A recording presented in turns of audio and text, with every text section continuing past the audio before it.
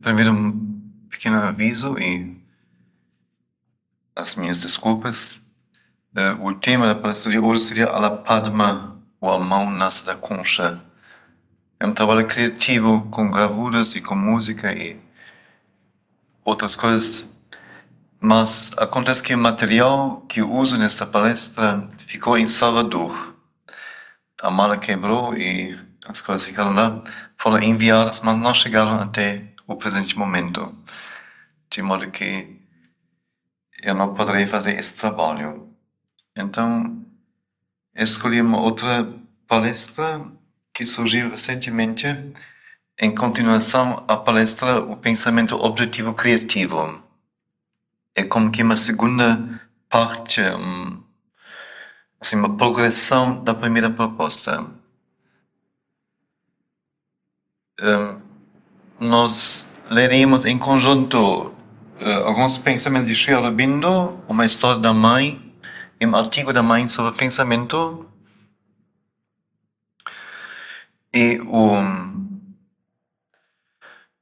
o centro de nosso esforço de pensarmos, refletirmos, penetrarmos nas ideias colocadas aqui, vai ser nós compreendermos como o próprio pensamento, a ideia, não é algo intelectual apenas, mas como o verdadeiro conhecimento, o verdadeiro pensamento, a sua substância, a sua origem e sua verdadeira natureza são algo que ultrapassa o raciocínio intelecto e algo que tem raízes muito profundas e muito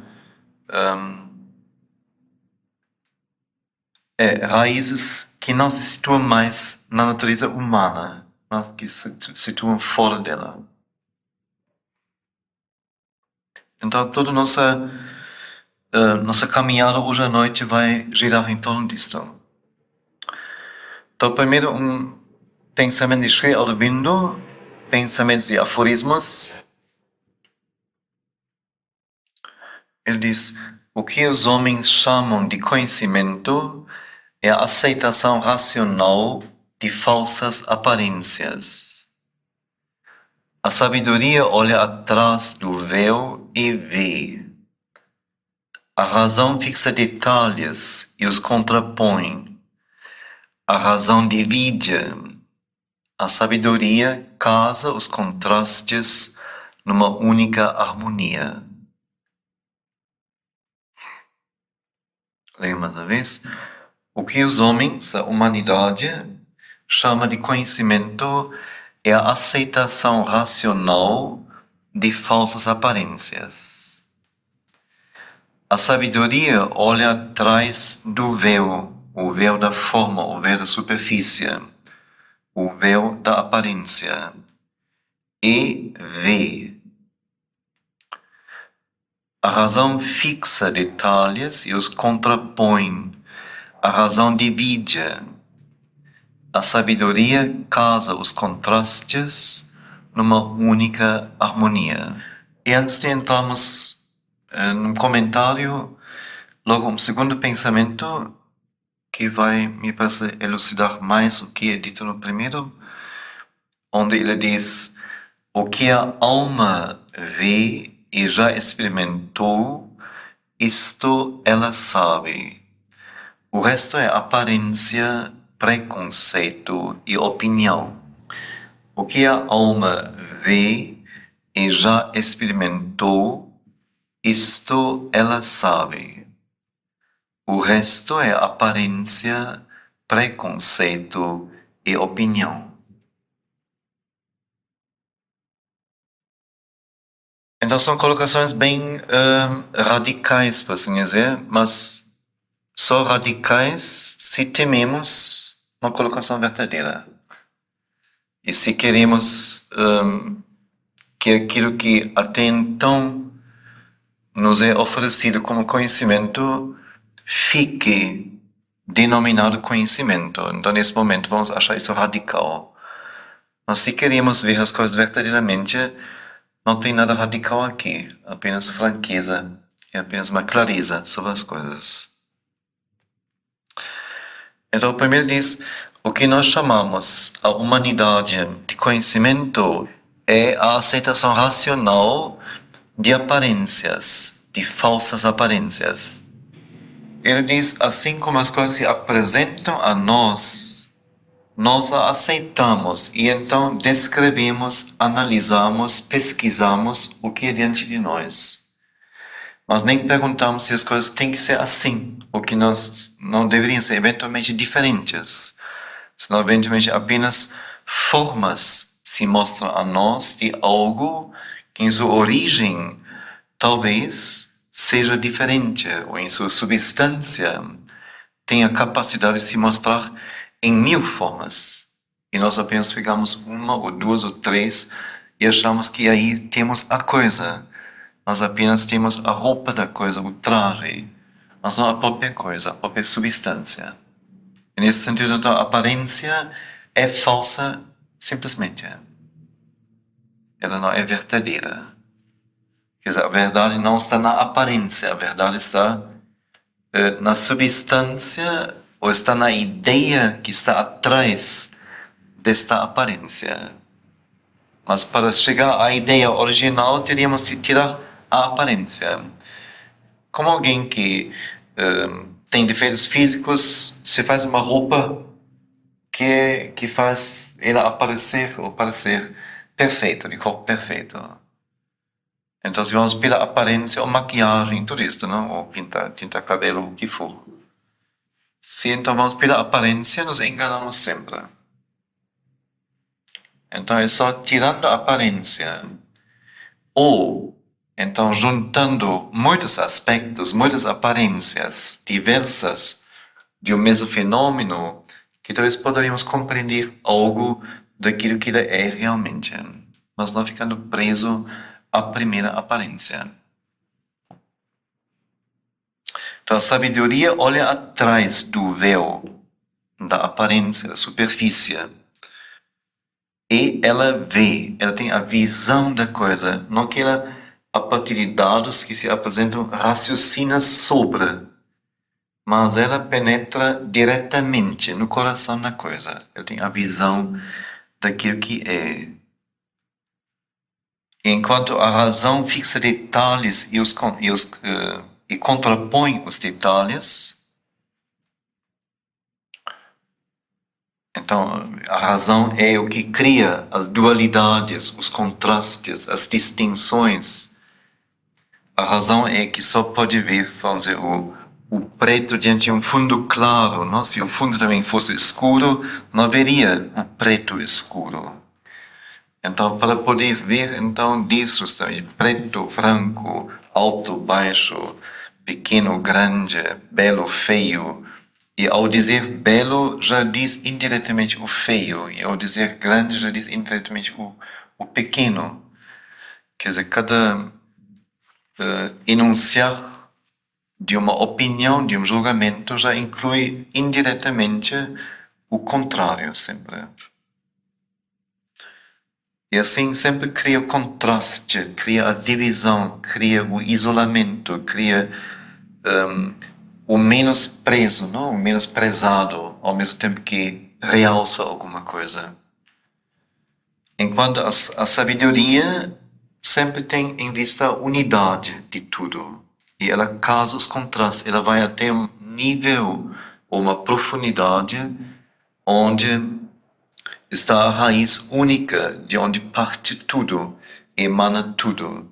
Não fica nas extremidades e os aceita como verdadeiras, mas vai até lá de onde partiu o fio, os fios inicialmente. E de lá compreende as coisas como unidade, mesmo que haja manifestações distintas. Ora, para chegarmos a este conhecimento, aí então o segundo pensamento nos diz que apenas a alma poderia saber verdadeiramente. Quer dizer, apenas o que em nós está estabelecido do âmago do ser, onde há o conhecimento divino, a consciência suprema, Apenas isto pode saber realmente.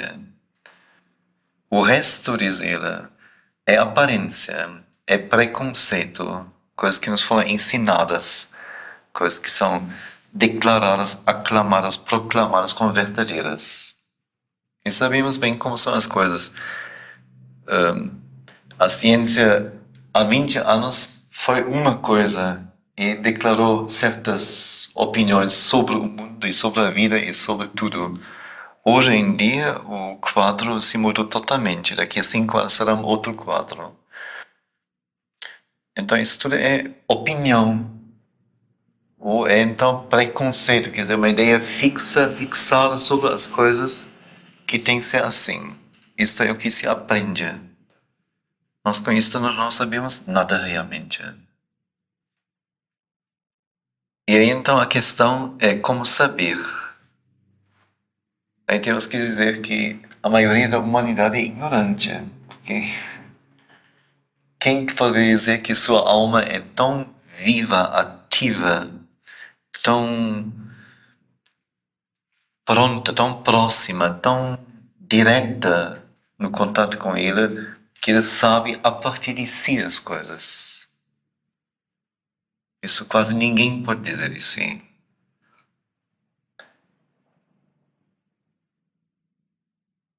O errôneo em nossa atitude é que nós nos orgulhamos do conhecimento e tememos demonstrar que não sabemos. E antes, então, mentimos ou aceitamos recursos falsos do que dizendo que eu realmente não sei, ou eu sei que é dito isto, aquilo, mas suponho e desconfio que não seja nada disto. Vamos, no caso, usar a linguagem, mas afinal, realmente saber a partir de mim, eu não sei. Li sobre isto, ou minha mãe falou-me isto, ou o padre diz isto, a igreja diz isto, ou no Brasil disse isto. Mas, enfim, em lugar disso, uma enorme segurança, né? Um combater-se com os outros a respeito de qualquer opinião ou ideia, até matando os outros, se for preciso, só para que a autoafirmação seja suficiente e nos mantenha direito.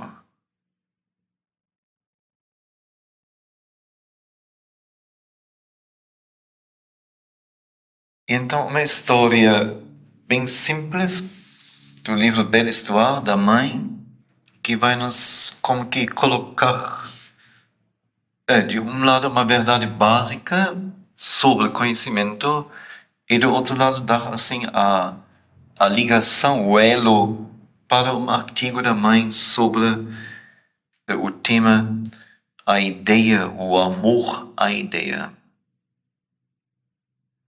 Então, uma história que é para crianças. Eu sempre leio essa história para adolescentes, para crianças. Mas, como histórias verdadeiras, e cada história verdadeira tem um conteúdo real e uma verdade real.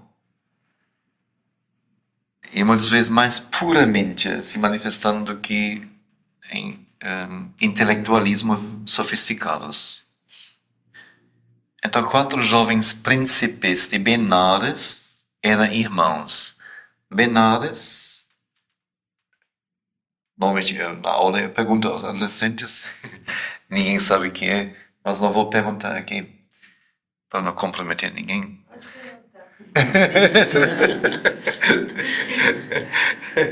Posso? Então pergunto, o que é Benares? Não sei, deve ser. Horrível, Teresa. Eu não sei comprometer a turma toda. Então, alguém sabe o que é Benares? É uma cidade na China? Ah, na Índia. Sim, ainda bem. É uma cidade importante na Índia. Vamos dizer, a capital da Índia é Delhi, não? Nova Delhi hoje em dia, com a velha Delhi.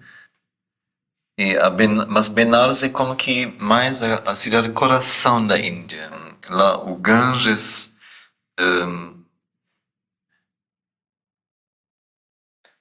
não só passa, mas ele como que ele marca a cidade. Não? Lá tem as grandes escadarias em que se realizam os ritos, os cultos que exigem que se nade, mergulhe no Ganges para se purificar, etc. E lá tem grande complexo de templos, que Benares é como que para os indianos mais a capital do que Nova Delhi, que é a capital política administrativa, mas a Benares é a cidade consagrada da Índia. Então, quatro jovens príncipes de Benares, em tempos antigos, eram irmãos. Cada um, por sua vez, disse ao condutor da carruagem e seu pai: eu gostaria de ver uma árvore Kimsuka. Eu a mostrarei a vocês, disse o condutor, e convidou o filho mais velho para um passeio. Na floresta, ele mostrou uma Kimsuka ao príncipe. Era a época do ano em que ela não tinha nem brotos, nem folhas, nem flores. O príncipe viu apenas um sombrio tronco de madeira. Poucas semanas depois, o segundo príncipe partiu a passeio de carruagem e viu também a Kimsuka. Ela a encontrou coberta de folhas. Mas para o final da estação, o terceiro, por sua vez, a viu. Ela estava toda rosada de flores. O quarto príncipe finalmente a viu, seus frutos estavam maduros. Um dia em que os quatro irmãos estavam reunidos, alguém perguntou: com que se parece a árvore Kimsuka? O mais velho disse: com um tronco desnudado. O segundo disse: com uma bananeira desabrochada. O terceiro: com um ramalhete róseo e vermelho. E o quarto: com uma acácia carregada de frutos. Não conseguindo chegar a um acordo, eles foram juntos ao rei seu pai para que ele os julgasse. Quando soube como, um após o outro, os jovens príncipes haviam visto a árvore Kimsuka, o rei sorriu. Depois lhes disse: vocês quatro têm razão, mas todos os quatro se esqueceram que a árvore não é a mesma em todas as estações. Cada um dizia o que havia visto e cada um ignorava o que sabiam os outros.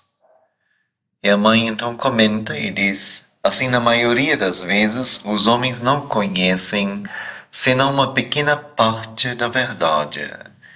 E seu engano ocorre justamente por eles pensarem conhecê-la toda.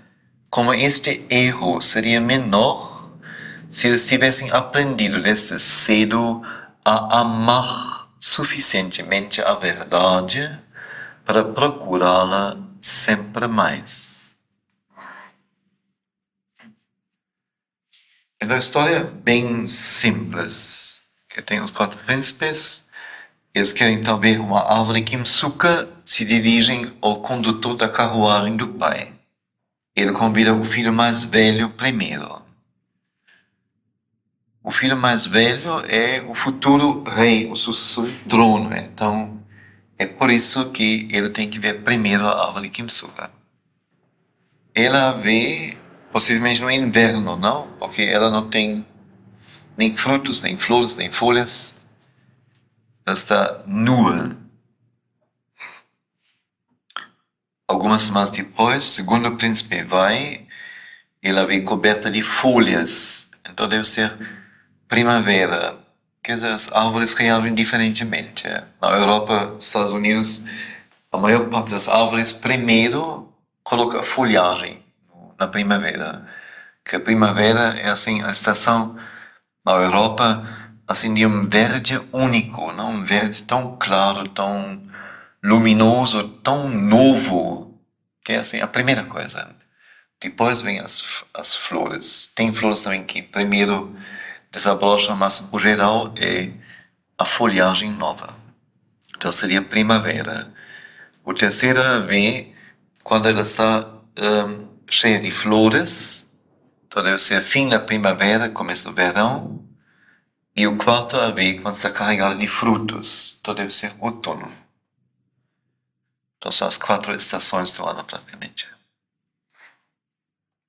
Aí há uma reunião no palácio, os 4 participam. Alguém pergunta como é uma árvore Kimsuka. Então cada um diz o que viu e discorre entre si. E parece que cada um acha que o outro está mentindo. No mínimo que não viu direito, que ele viu a coisa certa. E então vão ao rei, que é a consciência máxima, e cada um se coloca para ele. Eu penso que ele deve ter feito uma pesquisa, não? Talvez chamado até o condutor da carruagem e perguntado como foi a coisa, não? Então, quando soube como uma após o outro tinha visto a árvore em tempos diferentes, meses diferentes, então ele diz que todos os 4 têm razão, mas que eles não estão certos, porque eles ignoravam aquilo que o outro havia visto.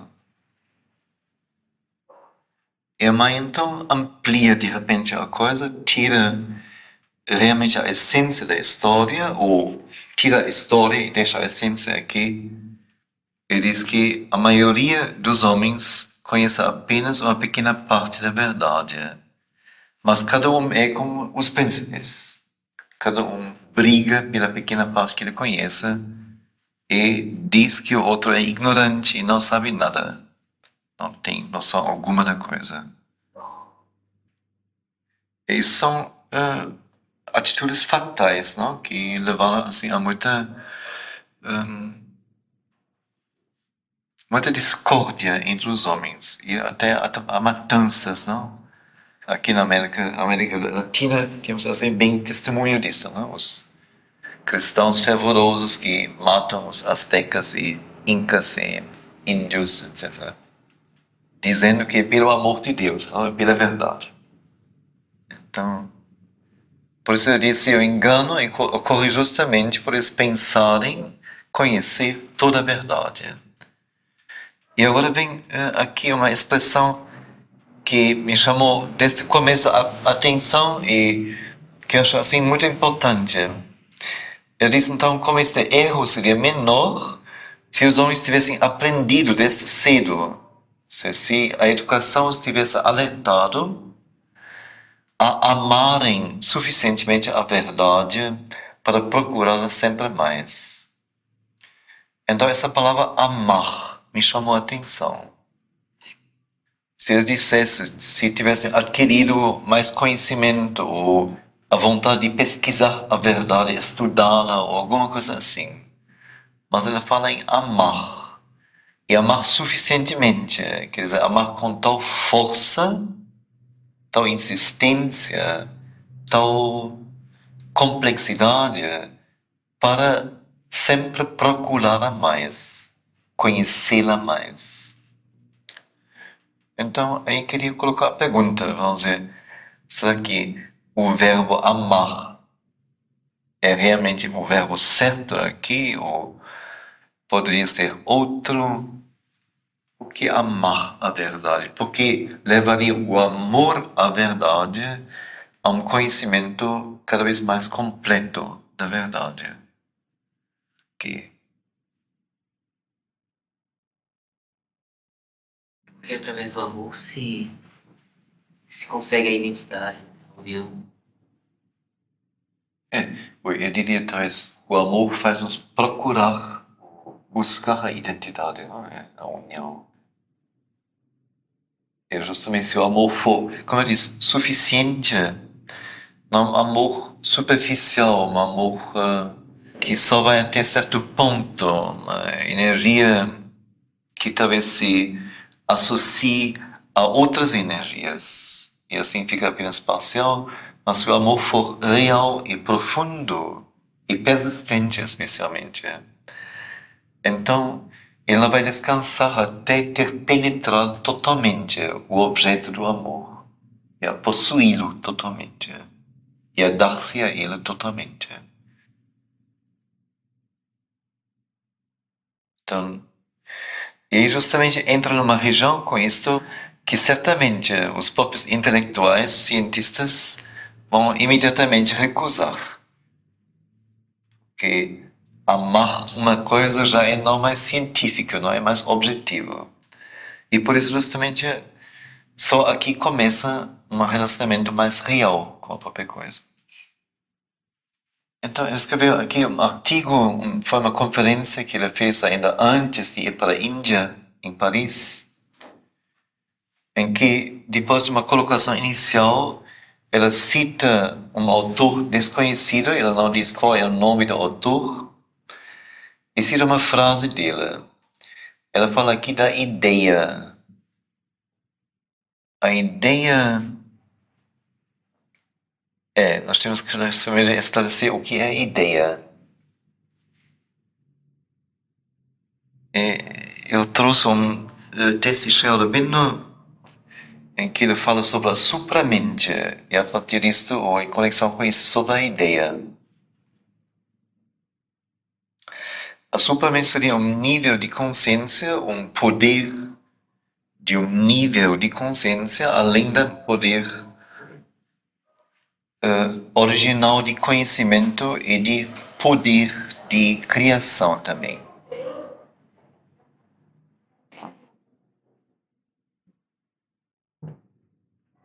A supramente seria, segundo Sri Aurobindo, o poder de criação da consciência suprema, onde tem todo conhecimento, mas conhecimento com a capacidade de criar, de tornar real. Enquanto, vamos dizer, a própria consciência suprema seria a origem em que tudo está, mas nada em particular se manifesta ou se destaca ou toma forma. A primeira emanação visando a criação. Então ele diz aqui, na supramente, todo ser é consciência. Toda consciência é do ser. E a ideia, a fecunda vibração da consciência é igualmente uma vibração do ser fecundo de si mesmo. Mais uma vez. Na supramente, todo ser é consciência. Na supramente diz ele, não há um ser como nós, um ser físico dotado de um órgão, cérebro, que consegue captar, conter, gerar, responder a vibrações de consciência. Um órgão físico. Mas na supramente, o próprio ser é consciência. Então não tem um ser físico, uma matéria inconsciente capaz de ser tocado por consciência, mas em si inconsciente, mas supramente o próprio ser seria constituído de consciência. E assim também toda consciência é do ser, é uma coisa só, ser e consciência.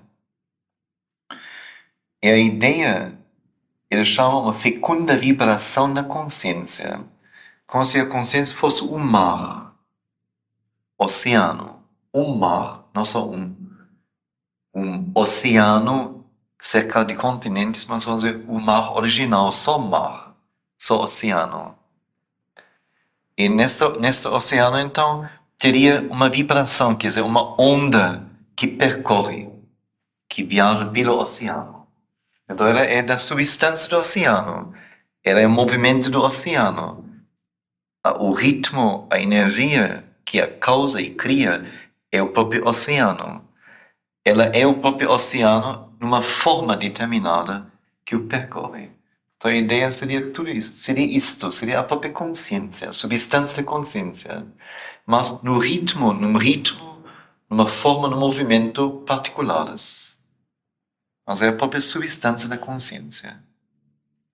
Então diz, a ideia é a fecunda vibração da consciência, e assim como a consciência é o ser, Então, a ideia é igualmente uma vibração do ser fecundo de si mesmo. Então, a ideia é uma realidade. E esta realidade da ideia que evolui sempre através do seu próprio poder e consciência de si, quer dizer, sempre autoconsciente, sempre se autodesenvolvendo através da vontade inerente na ideia, sempre se autorrealizando através do conhecimento arraigado em cada impulsão sua. A ideia é uma realidade, é o ser. Ser consciência é a mesma coisa. Então, esta realidade da ideia que evolui. A ideia não seria uma abstração oposta a uma realidade física, vital, qualquer que seja. Mas a ideia é antes de criação, antes de existir qualquer coisa. A ideia vem, a ideia de um universo, a ideia de uma manifestação, a ideia de alguma coisa. Então, esta ideia tem em si o conhecimento de como este universo deveria ser, tem em si a substância necessária para que o universo possa existir e a vontade, a impulsão, o impulso, o ímpeto para a própria criação. Tudo isto é a realidade da ideia. Então, é como que em si autossuficiente, mas pode se desdobrar e justamente criar a realidade. Então, esta é a verdade, diz ele, de toda a criação, de toda a evolução. Ora, se a mãe fala agora da ideia, então ela não fala desta ideia da supramente. Isso é claro, ela fala de ideia em nosso sentido. Mas a ideia em nosso sentido é uma derivação, é um filho, é um bisneto desta ideia real da supramente. Na verdade, é ela mesma que se manifesta de uma forma mais aguada, mais rala, menos substancial, menos essencial em qualquer ideia. Então, a ideia da pontualidade, a ideia do grupo, a ideia do indivíduo, a ideia da limpeza, a ideia da higiene, o que for. São ideias. Mas, na verdade, cada uma delas, como eu digo, é uma extensão, talvez, muito particular e muito reduzida e mínima de uma realidade que inicialmente é parte da própria origem de todas as coisas. Então, se falamos de ideia, sempre devemos ver que não é apenas uma abstração de pensamento, mas por detrás uma realidade, um poder sobre tudo que existe. Então, aqui ela cita então um autor desconhecido que diz o seguinte: há um amor da mente pela ideia, um amor feito de consagração e sacrifício. E sem isto, a ideia não pode pertencer à mente. Há um amor da mente pela ideia, um amor feito de consagração e sacrifício. E sem isto, sem a consagração, sem o sacrifício, sem o amor, a ideia jamais poderá pertencer à mente. Que não seria só um superficial encontro de mente e ideia, um passar como um hóspede visitante, a ideia passando pela mente, mas se a mente realmente quer que a ideia resida nela e habite a ela, então a própria mente tem que desenvolver um tal poder, uma tal força, uma tal condição que para só o amor pode criar, ou pode gerar. Então agora a mãe, ela diz, isto não é uma imagem. Para entrar num relacionamento íntimo e consciente com a ideia, devemos consagrar-nos a ela, amá-la com amor desinteressado em si mesma e por si mesma. Tentaremos hoje descobrir em que consiste este amor e, ao mesmo tempo, o que devemos fazer para que ele floresça dentro de nós. A primeira atitude a ser tomada, a mais indispensável, é a mais perfeita sinceridade mental que está em nosso poder adquirir. De todas as sinceridades, esta talvez seja a mais difícil. Não se iludir mentalmente não é uma coisa fácil de se atingir. Então, o amor mental, agora, da mente pela ideia, tem que ser como que uma resolução do ser, que diz: eu decido que esta ideia não saia mais de minha vida. Eu quero que ela seja recebida, acolhida, colocada profundamente dentro do meu ser. Então, para que isto aconteça, não basta apenas enamorar a ideia, mas eu tenho que fazer algum trabalho. Eu tenho que me preparar para ela. Eu tenho que preparar meu ser para que ele possa receber a ideia. Então, a primeira coisa, diz ela, a primeira condição para isto é uma perfeita sinceridade mental. Ela diz: a mais perfeita que está em nosso poder adquirir. Quer dizer, para cada um de nós vai ser diferente. Cada um de nós está num outro nível mental, intelectual, e cada um de nós também tem limitações colocadas para ele que são diferentes de um em um. Cada um de nós em outro ponto. E então logo ele diz: de todas as sinceridades, a sinceridade mental talvez seja a mais difícil. Porque não se iludir mentalmente, não imaginar nada, não desejar nada, não ajeitar nada, é muito difícil. É muito difícil. A nossa mente é poderosa. E então ela vai agora abrir o jogo, não? E vai nos mostrar onde que estamos. E assim mostrar o trabalho a ser feito. Então ele diz: antes de tudo, temos um certo hábito de pensamento que vem da educação que recebemos, da influência do ambiente e que é, na maioria das vezes, constituído este hábito de convenções sociais e de sugestões coletivas. Este hábito naturalmente nos faz dar uma receptividade muito melhor a todos os pensamentos que são análogos, se não conformes àqueles que já ocupam nossas mentes, do que àqueles que poderiam, na menor medida que fosse, desorganizar esta estrutura mental. Então, mais uma vez, antes de tudo, temos um certo hábito de pensamento que vem da educação que recebemos, ou da influência do ambiente, e que é, na maioria das vezes, constituído de convenções sociais e de sugestões coletivas. Quer dizer, o que nos foi imposto pela educação, ou foi introduzido em nós pela educação, o que o ambiente exige de nós, como ele nos condiciona. Isto exerce sobre nós uma influência muito forte. Este hábito, então, criado pela resposta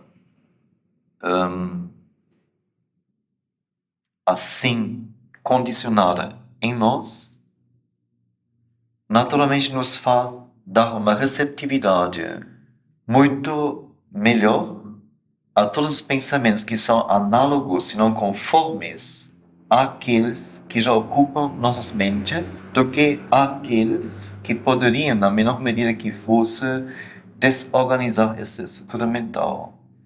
Nós sempre vamos preferir todos os pensamentos e tentar acolhê-los e afirmá-los e colocá-los em frente que dizem respeito àquilo que nos foi ensinado e que é nosso hábito de pensar, de viver. Enquanto os pensamentos que poderiam desorganizar a nossa estrutura mental, vamos tentar afastar o mais possível, ou combater, ou menosprezar, ou o que for. Pela mesma razão, é-nos algumas vezes tão difícil aprendermos a pensar por nós mesmos. Hesitamos em modificar qualquer coisa em nossa maneira habitual de pensar, que é, na maioria das vezes, constituída de convenções sociais e sugestões coletivas. Pois nossa existência inteira é baseada neste hábito. É preciso uma grande coragem e um grande amor de progresso para consentir em examinar sua existência à luz de pensamentos que são mais profundos e, consequentemente, mais independentes dos costumes e usos do ambiente. Então, é pela mesma razão de nós sermos como que estruturados e padronizados em nossa atividade mental, em nossa visão das coisas, pela educação e pela convenção. Por isso é-nos difícil, muitas vezes, aprendermos a pensar por nós mesmos. Porque hesitamos em modificar qualquer coisa em nossa maneira habitual de pensar, que é, na maioria das vezes, constituída de convenções sociais e sugestões coletivas. E a razão para isso, diz ela, é porque a nossa existência inteira é baseada neste hábito, nesta estrutura mental. Como somos seres mentais, então cada coisa que fazemos, adquirimos, queremos, rejeitamos, louvamos, detestamos, o que for, exige de nós algum argumento, alguma razão, alguma lógica, alguma justificativa. Essa justificativa, então, damos. Então, no momento que eu devo agora, talvez, reconhecer o valor de algo que até então menosprezei, a partir daí, vamos dizer, a minha estrutura mental sofreu um baque, sofreu uma fissura. De repente, onde eu, com toda segurança, e seguindo a todo mundo, vou dizer, isto é feio, isto é ruim, o criminoso é realmente assim a criatura detestável da humanidade, só prisão e morte é bom para ele. Se então tem que agora dizer uma outra coisa, de repente todo meu equilíbrio mental vai sofrer e vai talvez fazer com que eu não saiba mais o que dizer e como pensar, a que me referir.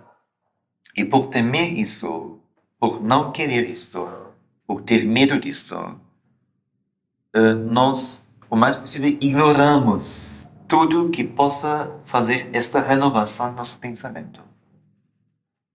Ou exigimos então adaptações daquilo que vem para nós, ou exigimos dosagens.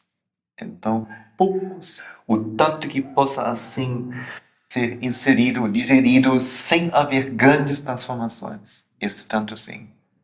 Mas reais doses que podem nos jogar no chão, isso a gente se recusa a aceitar. Isso é bem geral. Agora, o lamentável nisso é, como ela diz, que desta maneira nós dificilmente aprenderemos ou aprendemos a pensar por nós mesmos. Porque se No centro de nosso esforço, nossa preocupação, está a nossa segurança, está o estar em bom acordo com todos, o poder ser visto por todos em tudo que se faz e pensa. Sempre, assim, a opinião do outro, assim como a próprio critério, afinal. Então, é claro que não vou conseguir chegar à minha substância de conhecimento, à minha substância de pensamento. E nunca vou ter a energia de erguer um edifício próprio de pensamento, que tem como raiz as minhas experiências de vida e que se constrói a partir daquilo que há em mim de inteligência livre, de intuição, de visão, de capacidade de percepção, de penetração e tudo mais. Então, por isso eu disse, é preciso uma grande coragem e um grande amor de progresso para consentir em examinar sua existência à luz de pensamentos que são mais profundos e, consequentemente, mais independentes dos costumes e usos do ambiente. Vocês podem julgar a partir disto o imenso amor pela ideia que é necessário para conseguir uma tal revolução nos hábitos de alguém com o único propósito de ganhar o poder de entrar num relacionamento mais íntimo, mais consciente com ela.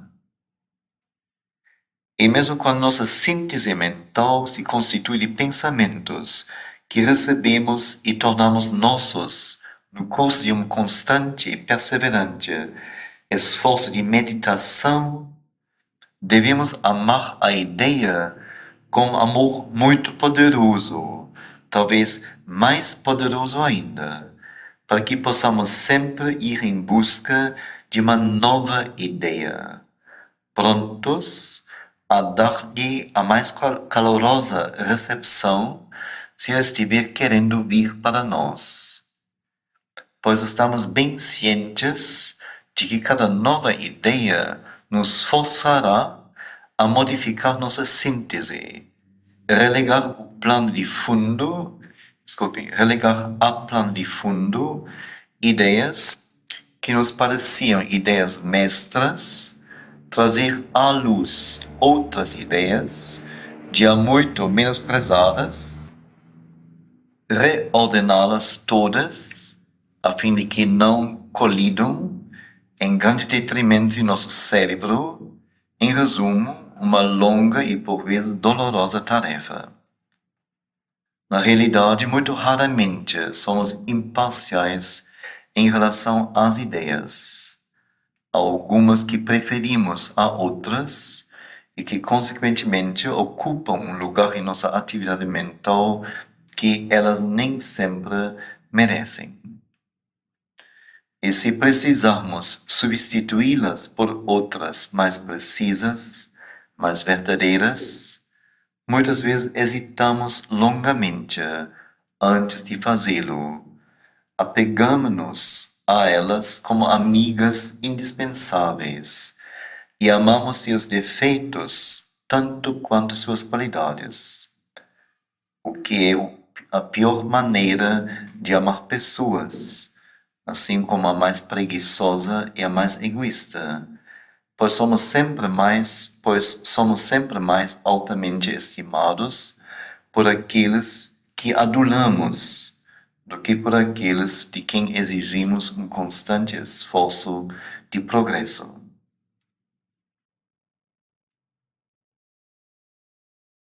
Então,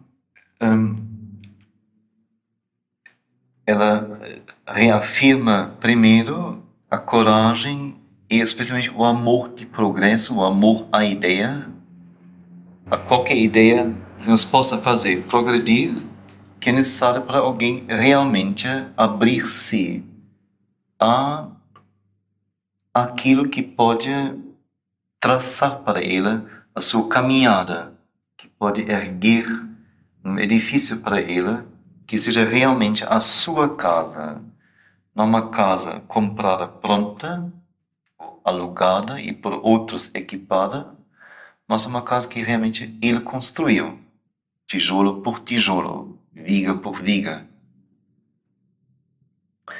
Então esta casa, ela chama a síntese mental. Então a síntese mental seria síntese, o conjunto, aquilo que foi unido em um grande todo, que se compõe de muitos elementos, mas que consoam e juntamente formam um todo. Essa síntese de pensamentos seria primeiro, algo em evolução constante, nada pronto, nada acabado. Certamente, até o momento da morte, algo em movimento, em crescimento. Essa síntese deveria ser, ou deveria se constituir de elementos de construção que todos eles deveriam resultar ou ser resultados de experiências vividas nossas. Quer dizer, qualquer elemento que entraria na nossa síntese mental não deveria ser um elemento oco, fofo, vazio, que só adotamos porque a moda trouxe isto, ou a opinião pública afirma aquilo, ou a religião, a filosofia, ou não sei, qualquer autoridade coloca isso como verdadeiro. Mas nada deveria estar aí nisto, porque não pudesse se referir a uma experiência vivida minha. Que cada coisa deve ser encharcada com meu sangue, minha energia de vida, com minha realidade vivencial, existencial.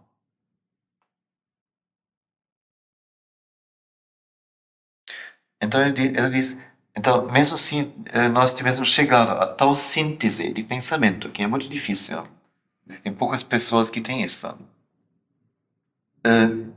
deveríamos, uma vez que esta síntese foi construída ou existe, e nós podemos como que estar nesta casa e viver com ela dinamicamente, devemos assim mais poderosamente ainda amar a ideia como tal. Porque se construímos uma casa, então o perigo de nós nos acomodarmos nela e acharmos que chegamos é muito forte, muito grande. Mas o amor, então, a ideia como tal fará com que abracemos qualquer nova ideia que possa vir, mas que coloque em questão a estrutura toda de nossa casa.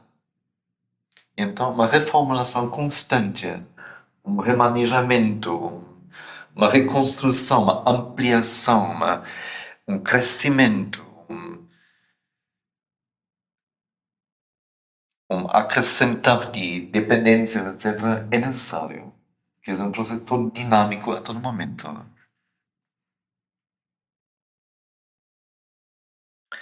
E como eu disse, isso é um trabalho muito difícil, porque eventualmente, à luz de uma nova ideia, valores que até então nós julgamos que nos síntese ocuparam um lugar secundário ou que estavam realmente embaixo e não tinha nenhum valor para nós, à luz da nova ideia, talvez estas ideias lá embaixo respondem. Então nós temos agora que pegar isso lá do porão e colocar à luz e dizer, isto é a própria coisa.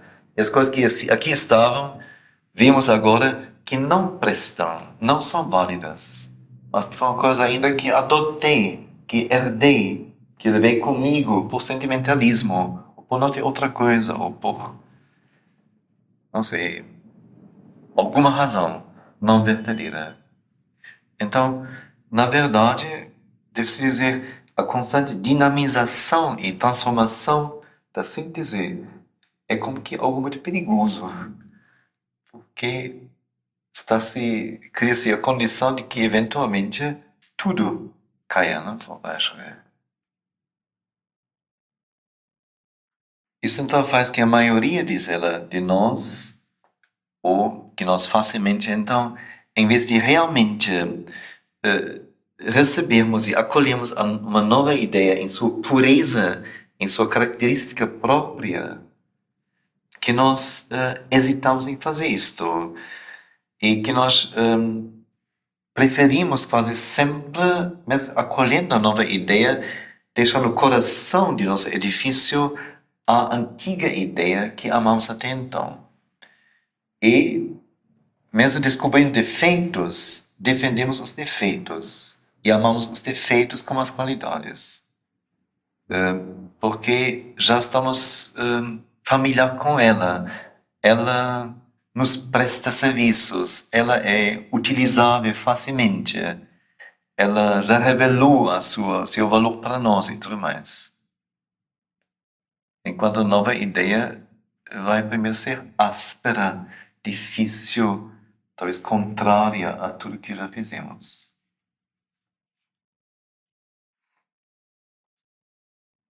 Porém, diz ela, nossas dificuldades não param aqui. Como uma consequência da educação intelectual que recebemos, ou de alguma preferência pessoal, nós também somos prejudicados pelo modo ou modos através dos quais ideias nos podem ser apresentadas. Condicionados e muito subjetivos. Então, essas preconcepções das ideias, as maneiras que chegam a nós, são verdadeiras superstições que precisamos superar.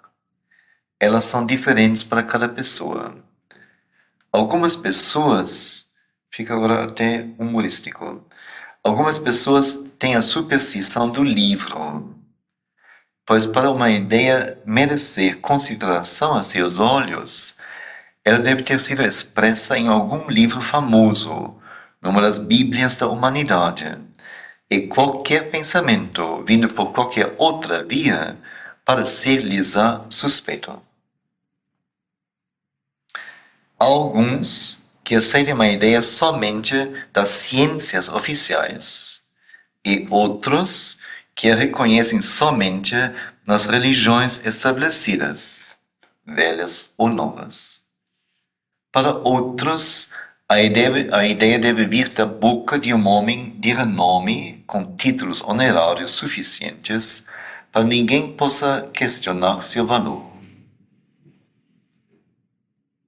Outros, ainda mais sentimentais, a fim de entrar em contato com o pensamento, necessitam de um mestre, que deve ser a encarnação perfeita do ideal humano padrão construído por sua imaginação.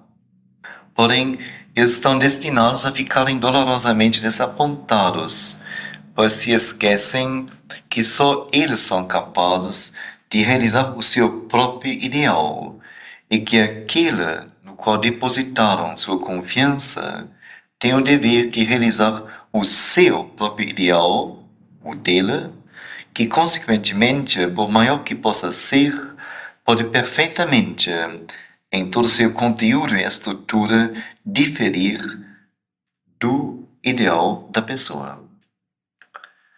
Assim, quase sempre, quando se tornam cônscios dessas divergências, desde que se tenham ligado às ideias apenas por causa do homem, eles rejeitarão a ambos, homem e ideias, conjuntamente. Realmente, casos bastante frequentes, não?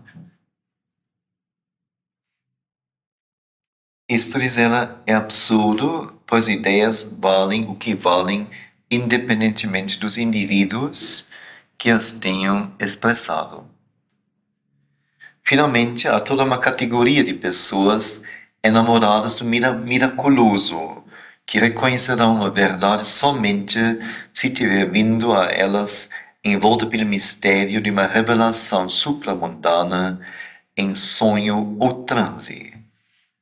Para elas, o mestre deve ser seu Deus, um anjo ou uma Mahatma, uma alma grande, e dar-lhes seus preciosos ensinamentos durante sua contemplação ou seu sonho. inútil dizer que este método é ainda menos confiável que os outros. Que um pensamento nos deve atingir por meios extraordinários não é garantia de sua exatidão ou de sua verdade. Ela abre assim bem amplo, bem franco o jogo, não é? Coloca assim na margem, não é?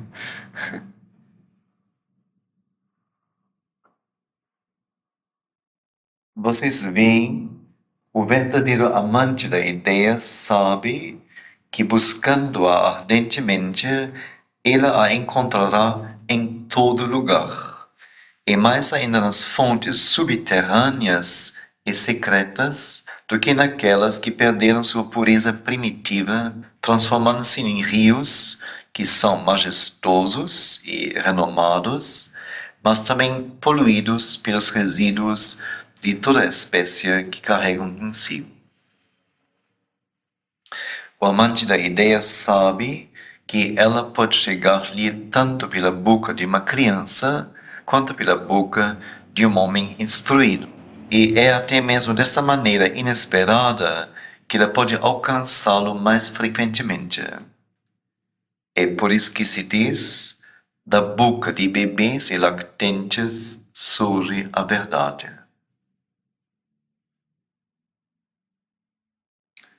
Então, uma colocação básica. Ele diz: nenhuma das formas antes mencionadas, vamos dizer, o livro, ou a autoridade, o doutor e professor e quem for, o mestre, que naturalmente é assim, exatamente o ideal que a pessoa tem, ou tem que ser aquilo, e quando não é, então não presta nem ele, nem o pensamento que ele representa, ou os que amam um miraculoso, que querem então só em transe ou no sonho receber as intimações de seu mestre. Então tudo isso, diz ela, é muito pouco confiável, é muito pouco real. Quem ama realmente, ele encontrará e reconhecerá, verá, perceberá a ideia em qualquer forma, tanto na forma perfeita, clara, cristalina, elaborada, quanto numa forma rudimentar. Talvez ela esteja misturada a outras coisas. Sempre ele perceberá a sua substância. E até talvez, diz ela, nas fontes, nos lugares mais primitivos, onde ela ainda está em sua originalidade, embora ainda talvez rude e pouco elaborada, talvez ela seja mais clara e mais poderosa do que nas formas elaboradas, onde já se mistura muito a convenções, a tradições, a formas coletivas de pensamento e tudo mais. Pois dizer assim, o pensamento de uma criança não pode ter realmente a precisão do pensamento de um homem, tampouco tem a fixidez que resulta da preguiça de hábito e que no adulto impede o pensamento de expressar a si mesmo, sempre que não pertença às categorias que lhes são familiares. Pois se o pensamento de uma criança realmente não pode ter a precisão do pensamento de um homem, nem a lógica, nem a coerência, nada. Mas tampouco o pensamento de uma criança tem a fixidez que resulta, em nosso caso, da preguiça de hábito, e que no adulto, então, em nosso caso, impede o próprio pensamento de expressar-se a si mesmo, a não ser que o pensamento tenha a felicidade de se encaixar em umas categorias que nos são familiares. Então, são observações bem reais e bem exatas. A criança a gente sempre trata, né, como o ser que não sabe, que não tem conhecimento, que incapaz, afinal, mentalmente. E nós somos os seguros que sabem, que explicam, que colocam para ela, que levam a ela, que conduzem a ela, que explicam a ela. Sabemos tudo. E, na verdade, diz ela, pelo contrário, realmente o pensamento da criança não tem a exatidão, não tem a consequência, coerência, não tem a lógica. Mas também não tem essa fixidez, essa forma rígida, essa repetitiva escolha do mesmo tipo de pensamento e resposta que nos caracteriza. E que, na verdade, é uma preguiça de hábito. Quer dizer, uma incapacidade nossa de renovarmos a todo momento e dinamicamente criarmos um novo pensamento. De mais a mais, foi para escapar à distorção de um ambiente constituído de hábito e fixidez que as escolas dos tempos antigos, onde os jovens profetas eram educados, eram instaladas longe das cidades. Foi por esse motivo também que os grandes instrutores dos homens começaram seu aprendizado na solidão. Pois se coisas demais estiverem ausentes para que o pensamento possa se expressar nas mentes de homens não refinados, muitas coisas estão também ausentes da mente de homens cultos, moldados pela vida artificial de sociedades humanas. Quanto silêncio realmente é necessário, não um silêncio exterior, ilusório e momentâneo, mas ao contrário, o verdadeiro, o profundo, o integral, o permanente silêncio, para ser capaz de ouvir as longínquas vozes do pensamento. Eis porque o sincero amante do conhecimento sabe também que os maiores sábios são sempre os mais modestos e os mais desconhecidos. Pois aquele que tem o conhecimento e a capacidade prefere o silêncio e o isolamento, onde ele fique livre para realizar seu trabalho sem ser perturbado por nada. Ele prefere o silêncio e isolamento às fanfaras da glória que o lançariam como forragem para os homens.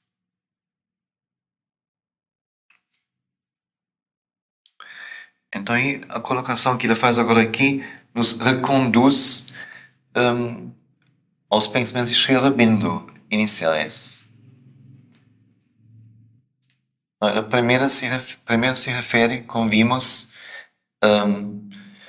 a fontes originais, puras do pensamento, como a criança, o homem humilde,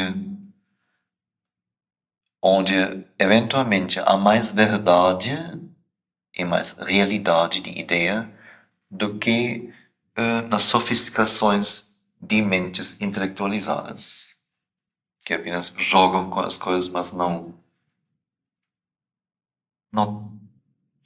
nem entendem ou nem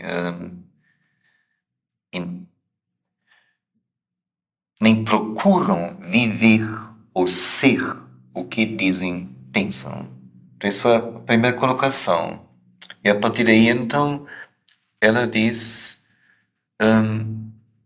para evitar, então, a influência das categorias ou dos pensamentos categorizados em formas fixas que a sociedade nos impõe, para evitar isto, então, antigamente, todas as grandes escolas de pensamento, da formação de pensadores, se afastaram das grandes cidades e preferiam a solidão, o campo, a natureza virgem. E esta mesma razão levou a maioria dos grandes pensadores a encontrarem seu pensamento na solidão, não em escolas, mas sós. Natureza no silêncio. E de repente, então, a colocação de que, na verdade, só o silêncio mental é aquilo que nos capacita a ouvirmos as vozes do conhecimento verdadeiro. Quer dizer, enquanto a agitação mental, a mistura, a corrida dos pensamentos que nos invadem e penetram, enche nosso cérebro, nossa mente, nós somos como que incapazes de ouvirmos o conhecimento verdadeiro. E se ouvíssemos, seríamos incapazes de sustentá-lo, de mantê-lo, de abraçá-lo, de segurá-lo conosco. Então aí ele diz quanto silêncio verdadeiro, profundo é necessário para ser capaz de ouvir as longínquas vozes do pensamento, do conhecimento.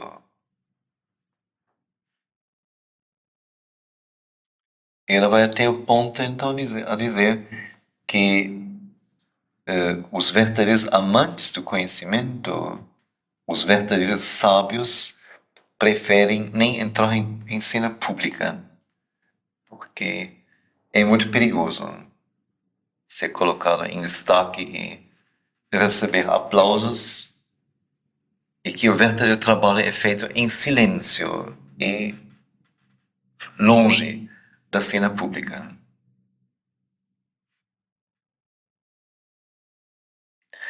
E então, aquele primeiro pensamento de Sri Aurobindo, não? Onde ele diz que somente o que a alma sabe e vê, o que a alma experimenta e vê, ela sabe. Todo o resto é aparência, ilusão, preconceito.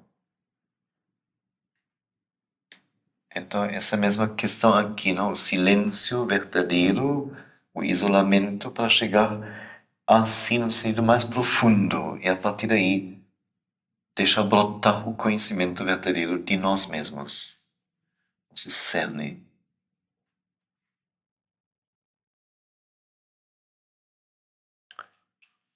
O amante do pensamento sabe que encontrará pensamentos por toda parte a seu redor, tanto na pequena flor como no sol radiante. Nada e ninguém lhe parece humilde demais ou obscuro demais para ser para ele um intermediário da ideia que ele está sempre buscando.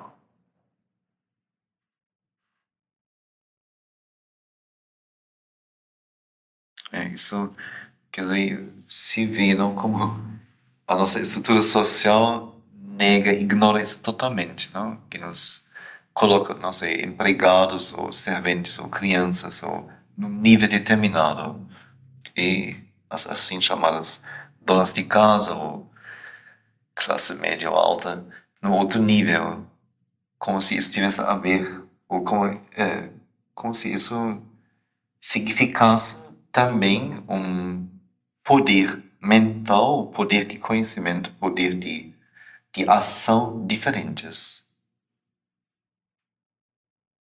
Você vê com facilidade como as classes ou as pessoas que então assim são pelo dinheiro, pelo status social elevados, como a maioria, pode-se dizer, não tem conhecimento de vida, não tem conhecimento verdadeiro. E, na verdade, não sabem dirigir outros. Mas precisariam de direção.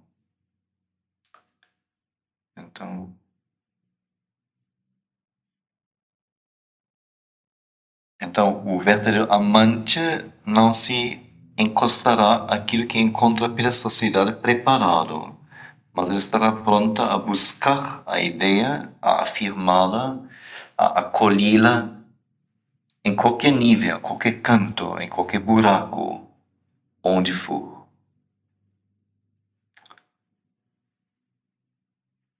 Mas, acima de tudo, diz ela, ele sabe, o amante da ideia, do pensamento, que o melhor, o mais confiável contato com a ideia é certamente o contato direto.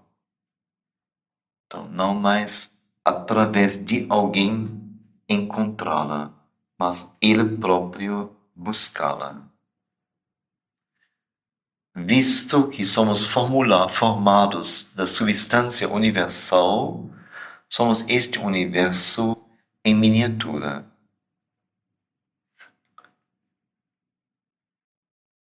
Isso, tanto toda sabedoria antiga e nova afirma que o homem é o epítome do universo, que ele é o universo em miniatura, que nada existe neste mundo que não fosse sintetizado em nós. E nós fizemos assim já muitas pesquisas nesse sentido, descobrindo a enorme semelhança ou identidade, por exemplo, de orelha, galáxia, pedra, concha, ou de mão, relâmpago, água, concha, asa, que for. E sabemos também, através da ciência, que se fez pesquisas, se procurou em toda a natureza terrestre, em todas as coisas que nos vêm do universo também, até a nossa Terra, se fez pesquisas químicas, das substâncias químicas que compõem as coisas, para então ver que todas as substâncias químicas que existem em nosso mundo, reconhecidas por nós, existem no corpo humano, nenhuma falta. Que a nossa composição parece em totalidade é o universo sintetizado, que tudo que existe nele está em nós. Nós somos o universo, cada um de nós. Então, visto que somos formados da substância universal, somos este universo em miniatura. E desde que não pode existir nenhum fenômeno sem um meio correspondente, a existência de ideias implica na existência de um domínio correspondente. E o reino da inteligência livre sempre na forma, mas não sujeito à forma. Este reino está dentro de nós, assim como dentro do grande universo. Mais uma vez, desde que não pode existir nenhum fenômeno sem um meio correspondente. A existência de ideias implica na existência de um domínio correspondente.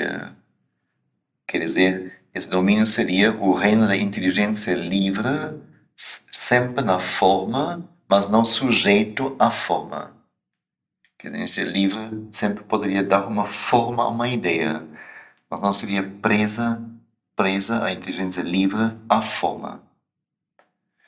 Este reino da inteligência livre está dentro de nós, assim como dentro do grande universo. Se então nos concentrarmos suficientemente, se nos tornarmos conscientes do nosso ser mais profundo, entraremos em contato dentro dele e através dele com a inteligência universal livre, o mundo de ideias. Então, se tivermos tomado o cuidado de polir bem nosso espelho, livrá-lo de toda poeira, de ideia preconcebida e hábito, todas as ideias poderão se refletir aí com um mínimo de distorção, e teremos adquirido bodhi, que quer dizer conhecimento. Teremos adquirido o poder de refletir os raios do sol da verdade. E esta exatamente foi a esperança que Siddhartha Gautama, o Buda, defendeu até o fim para nós. Quando lhe perguntavam como obteremos bodhi, conhecimento, ele respondeu: bodhi não tem sinais ou marcas características. O que pode ser conhecido a seu respeito não tem qualquer utilidade, mas o cuidado que temos ao praticar seu espírito é de grande importância.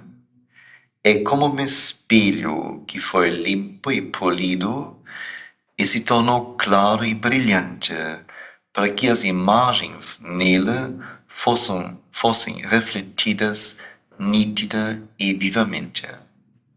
Então, leia mais os dois parágrafos. Então, se tivermos tomado cuidado de polir bem nosso espelho, livrá-lo de toda poeira, de ideia preconcebida e hábito, então todas as ideias poderão se refletir aí com um mínimo de distorção, e teremos adquirido bodhi, conhecimento, teremos adquirido o poder de refletir os raios do sol da verdade. Então, é uma colocação, ou é uma verdade, primeiro, em termos convencionais, pouco interessante para nós, porque o que agora é chamado de conhecimento seria o não conhecimento, a falta de conhecimentos. Seria exatamente uma substância capaz de receber, refletir, recriar, responder, intercambiar com o conhecimento, mas uma substância que em si é livre de qualquer forma preconcebida, de qualquer elemento formado, mas apenas a substância pura, um espelho puro. Então, Buda, quando perguntado como obteremos conhecimento, Bodhi, então ele respondeu: Bodhi não tem sinais ou marcas características. O que pode ser conhecido a seu respeito não tem qualquer utilidade, mas o cuidado que temos em praticar seu espírito é de grande importância. Bodhi é como um espelho que foi limpo e polido e se tornou claro e brilhante, para que as imagens nele fossem refletidas nítida e vivamente.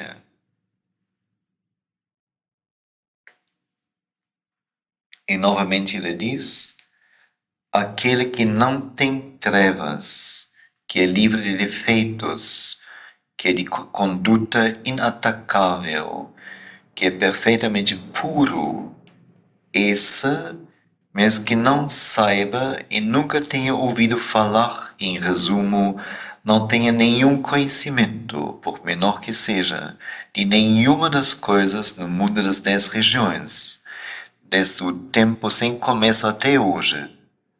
Não obstante, ele possui o conhecimento mais alto do que aquele que conhece tudo.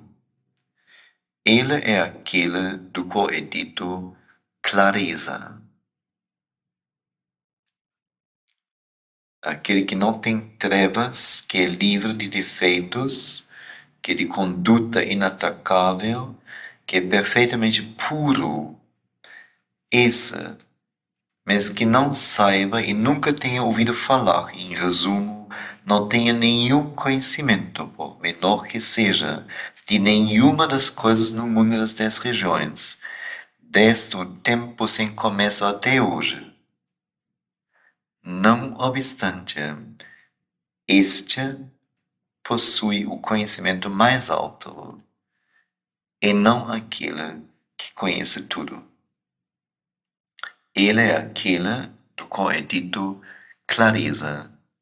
Ele é aquele espelho puro, límpido.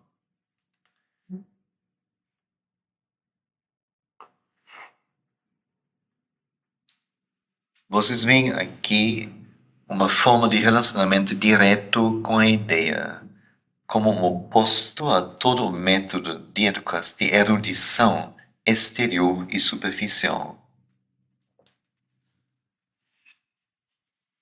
Quer dizer, ele chegou com que a essência de tudo que pode ser dito. Quer dizer, a não ser que nós cheguemos a uma recepção direta e a um relacionamento, uma união direta com o pensamento ou com a ideia, nós não sabemos nada. As vantagens desse relacionamento direto são incalculáveis. Ele nos habilita a reencontrar e amar a ideia por trás de todas as aparências, de todos os véus, de todas as formas, mesmo as mais bárbaras, as mais cruas, as mais supersticiosas. Desta maneira, podemos pôr em prática ativa o estado da mente de um sábio famoso que o mestre define da seguinte forma: aquele que progride na verdade não é perturbado por nenhum erro, pois ele sabe que o erro é o primeiro esforço da vida em direção à verdade.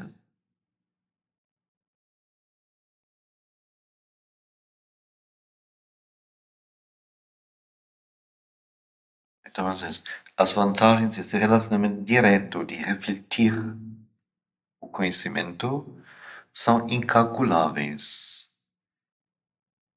Esse relacionamento direto nos habilita a reencontrar e amar a ideia por trás de todas as aparências, de todos os véus, de todas as formas, mesmo as mais bárbaras, as mais cruas, as mais supersticiosas. E desta maneira podemos pôr em prática ativa o estado da mente de um sábio famoso e que o mestre define da seguinte forma: aquele que progride na verdade não é perturbado por nenhum erro, pois ele sabe que o erro é o primeiro esforço da vida em direção à verdade.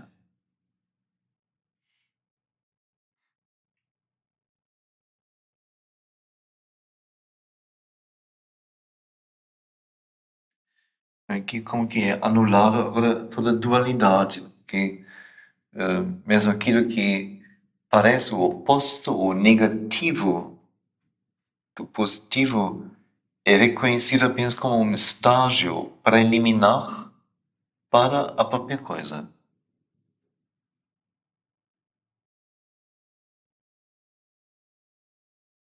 Quer dizer, aquele que realmente progride na verdade. Para progredirmos na verdade, nós somos inevitavelmente obrigados a errarmos sempre de novo. Pois se permanecemos, queremos uma verdade segura, nós temos que adotar formas fixas de verdade. E com isto já como que eliminamos a vida da verdade.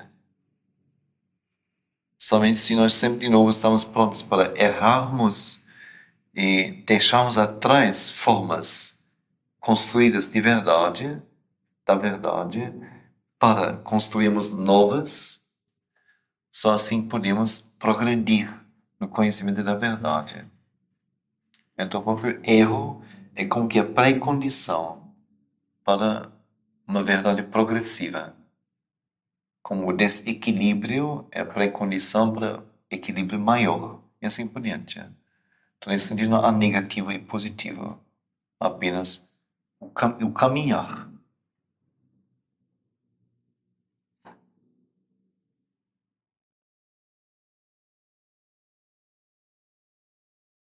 Consequentemente, nenhum só fragmento de ideia pode jamais estar perdido para nós.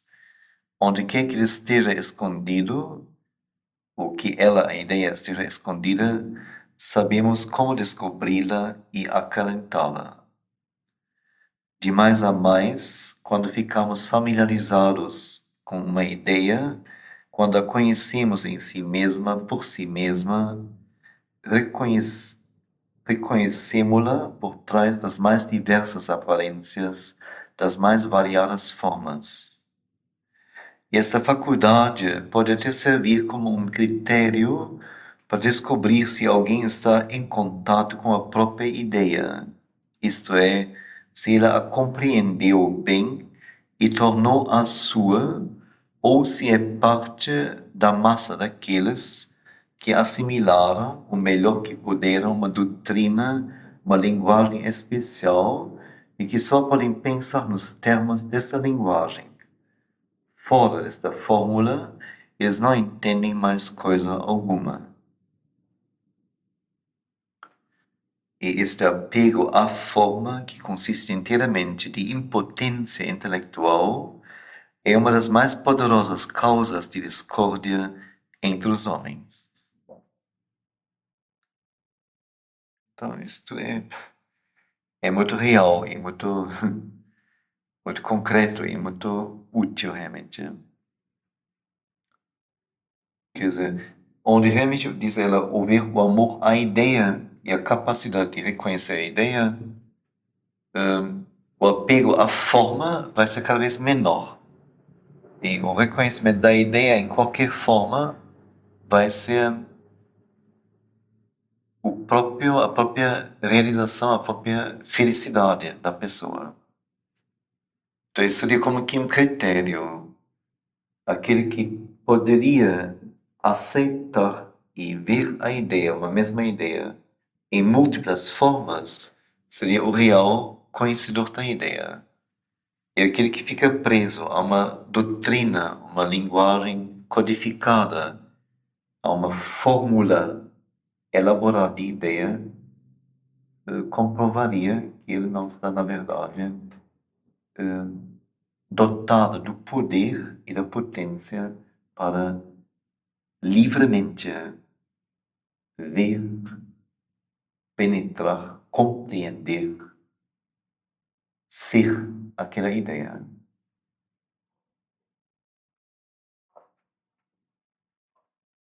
Porém, aquele que penetra profundamente o suficiente para ver o pensamento, a verdade nua, breve percebe que ela é a mesma atrás de seus variados véus, mais ou menos opacos. Este é o caminho mais seguro para alcançar a verdadeira tolerância. De fato, como podemos ter uma paixão exclusiva por uma doutrina ou escola ou religião específicas quando tivemos a experiência de que cada uma delas contém tesouros de luz e verdade, por mais variados que sejam os escrínios que os encerram?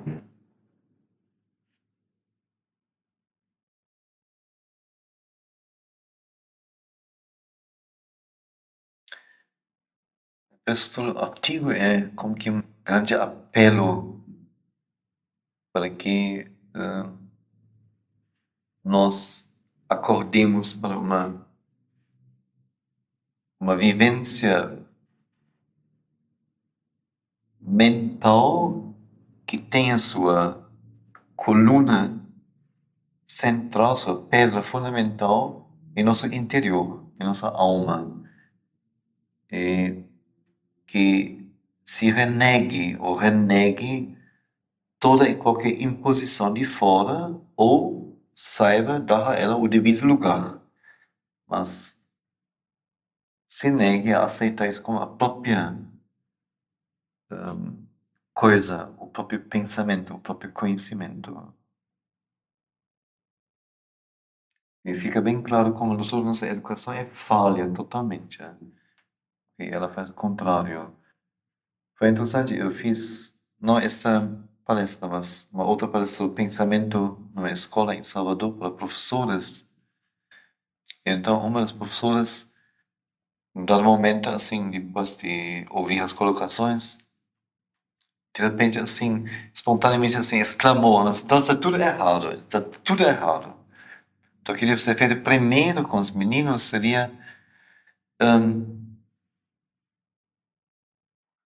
fazer com que eles possam lidar com sua substância de pensamento, com sua substância de percepção, com sua capacidade, sua potência, livremente. E depois apresentar a eles formas, ideias, conhecimentos formulados que então eles poderiam acolher livremente e com rapidez. Enquanto nosso método é justamente o contrário.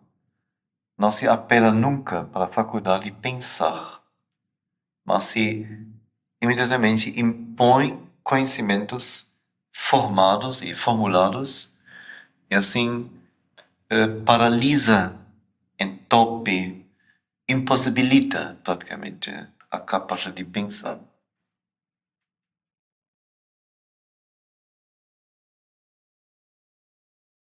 E se a gente olha a si mesmo e olha as outras pessoas,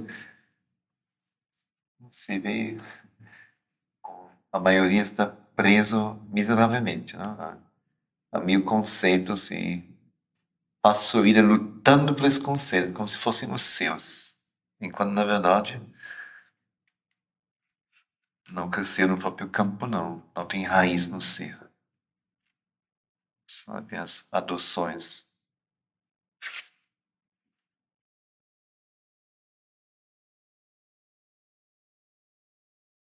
Não sei, tem algum comentário, alguma pergunta, alguma vontade de ouvir um ou outro trecho mais uma vez? Ou... Eu tenho uma pergunta. Nesse processo de eu estou juntada,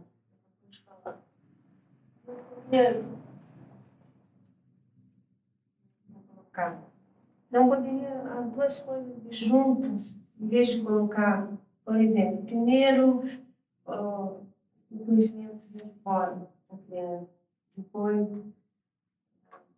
a formação, então vice-versa. A coisa ideal não seria fazer junto? Claro. O próprio conhecimento exterior, vamos dizer, já formulado, poderia, em parte, até certo ponto, servir como que um recurso didático, não? Para despertar ou para alimentar a capacidade de pensamento, como material de treinamento, por assim dizer. Mas não como verdade imposta.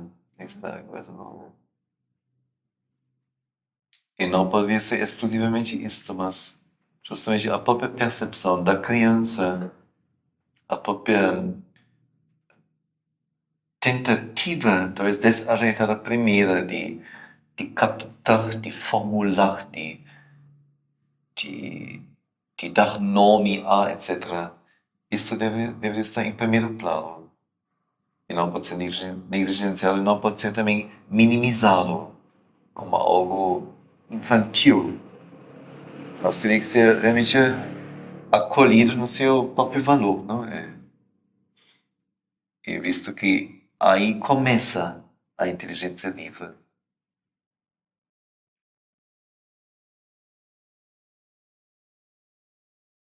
Mas aí eu vejo bem o que ele disse inicialmente, a necessidade de sermos mentalmente sinceros.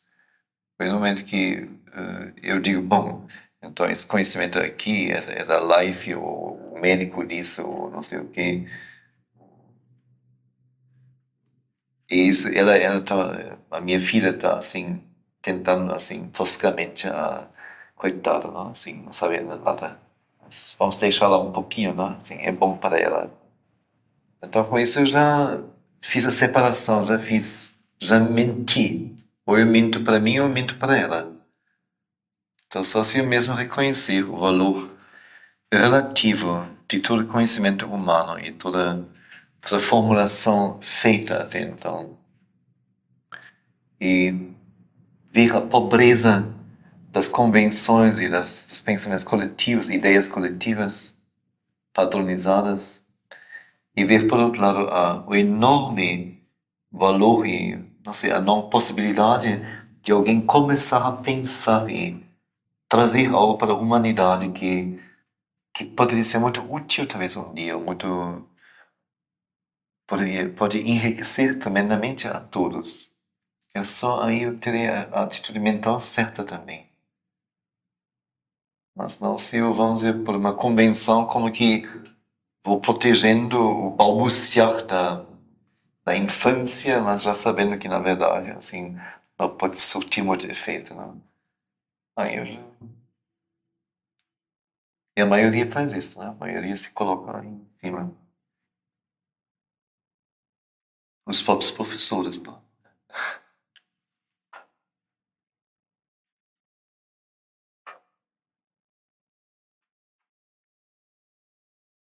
Aí entra muita coisa, não? Que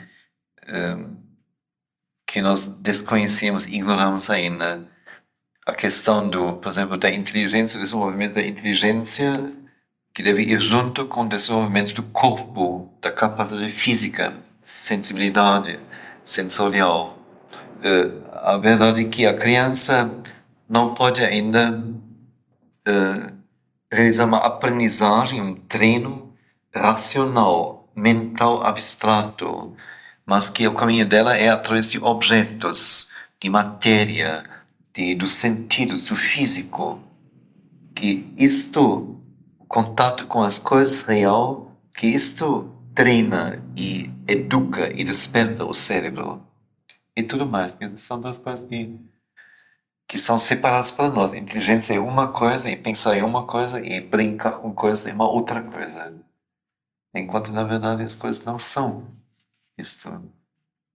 Mas, como eu digo assim, tem uma ignorância fatal pesada sobre a humanidade e ninguém quer rasgar o véu, parece. Ou quem ouve acha interessante, mas nisto fica. E quando educa o filho, não faz nada diferente dos outros. Por coisa. Ou quando dá aulas, não faz nada diferente também dos outros professores. Isso é bem geral, né? Bem geral.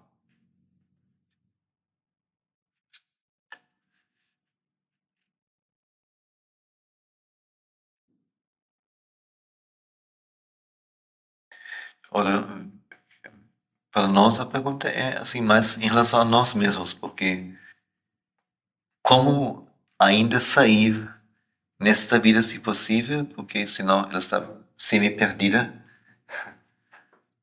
e semi-ilusória. Como sair desta trama que foi colocada, com que a nossa mente foi amarrada, não? E que determina, neste momento ainda, muitíssimamente nossas vivências e reações e avaliações e nosso estado psicológico e tudo.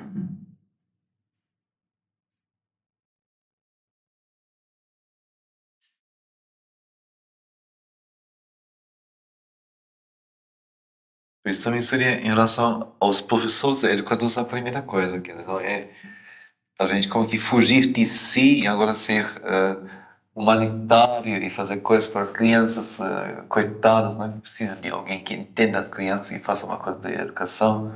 E a própria gente fica aquele troço errôneo, errado, que não se endireitou, aí nada feito também.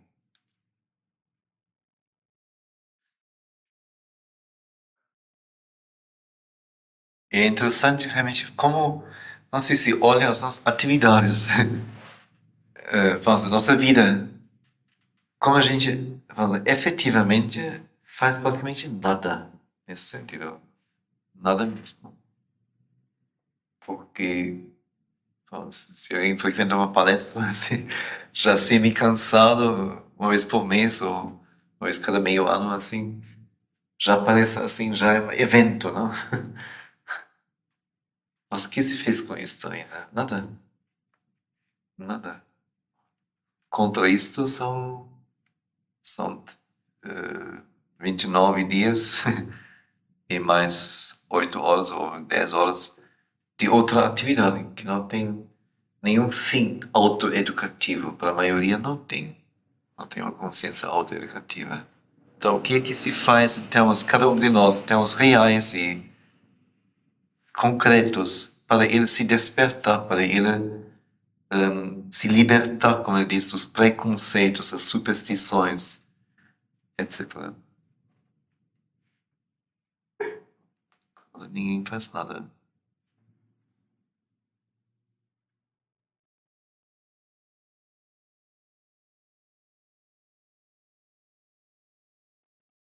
Eu me lembro de uma palavra de Sri Aurobindo, alguém perguntou se a música de Beethoven poderia levar ao conhecimento real. Quer dizer, uma espiritualidade, se isso pode ser descoberto através da música de Beethoven. Então ele disse, por que não? Tudo que é verdadeiro carrega em si o germe da verdade. A questão agora é a seguinte: a chave está aí. Agora precisa pegar a chave e abrir a porta. E a maioria não pega a chave nunca. Pode perguntar e saber, a chave está aqui, tudo bem. Pois não. Agora pegar a chave, ir até a porta e botar a chave, abrir a porta. E depois aí entrar no novo espaço. Aí